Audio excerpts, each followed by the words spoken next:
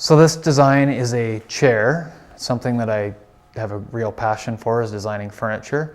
What I've done that's different this time is I've added car audio to the functionality of a chair.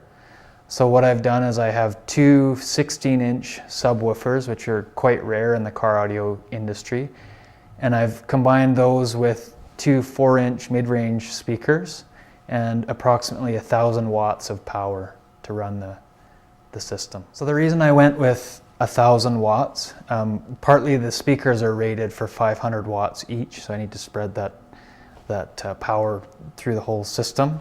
But most importantly, the reason I went that high is I want this to be an extremely loud object.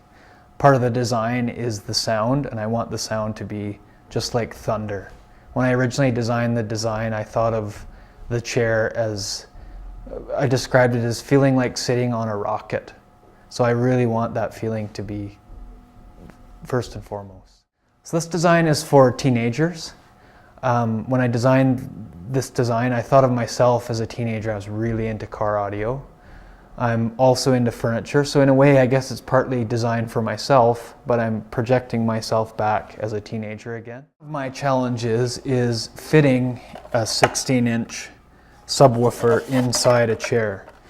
So one of the first functional requirements of my chair is that I like to have a chair approximately 18 inches tall. That's generally a good ergonomic height for a chair. This speaker's diameter is 15.5 inches in diameter. So I need to already start with this. This is one of my constraints, if you will, about designing the chair. I now only have very little space above and below this to make my 18-inch seat height. So that's been my first challenge, is finding a way to embed these subwoofers in both sides of the chair. Another challenge with building a chair of this size is getting my design as accurate as I want it to be.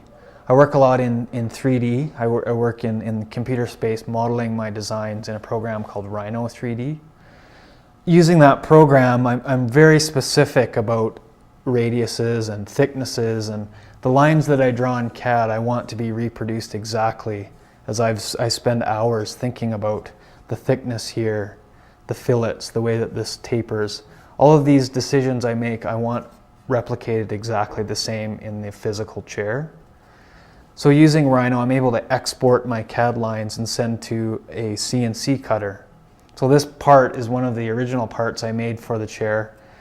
It's a piece of 3/4 inch plywood, and it's water jet cut using all of my CAD lines.